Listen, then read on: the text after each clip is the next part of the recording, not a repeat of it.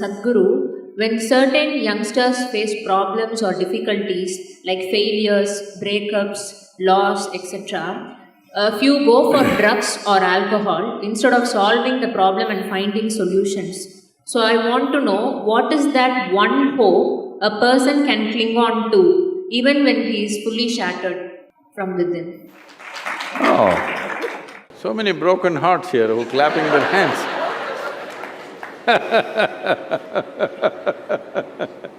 So, when he is fully shattered, what can he do? The question is, do you want to allow yourself to be fully shattered? That's a question.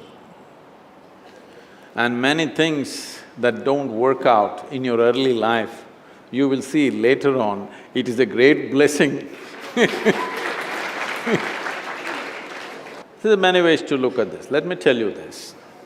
This happened in 1941. This is just when the Nazi movement was building up in Germany and in some parts of Europe. So one day in Austria, a bunch of German soldiers came, broke into the homes, the Jewish family, a rich family, they broke the home and took away the adults, everything was robbed. And these two children, a 12-year-old girl and an 8-year-old boy were taken away. They were taken to a railway station. This is the month of November end, December kind of time, when it's becoming very cold. So they were kept in the railway station for 3 days because the trains did not come. Boys, little boys being boys, they started playing football. So they were playing football and then suddenly the train came. The train is not a passenger train, it's a cargo train, the goods train. So when the train came, the soldiers came and rushed everybody into the wagons which are there. Everybody got in and the little boy and the girl also got in, but the little boy forgot to wear his shoes. He left his shoes outside and they pushed him into the wagon. So without shoes he came. His sister, a 12-year-old girl, saw her kid brother coming without shoes and she got mad with him.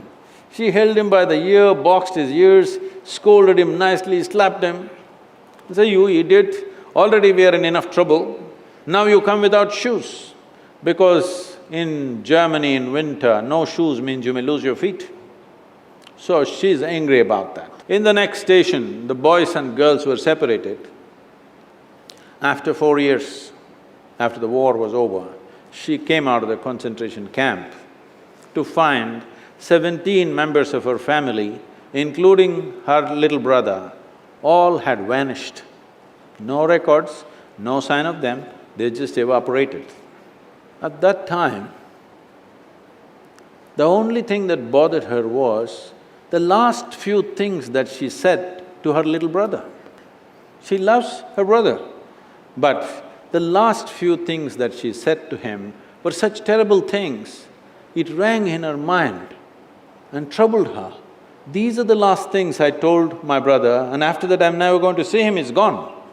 So she took a vow, if I speak to anybody in my life, I will speak in such a way, if this is my last word, I will not regret. This one thing transformed her life in such a way.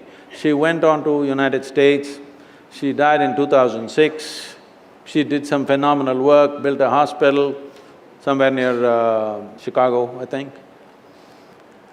She lived a fruitful life.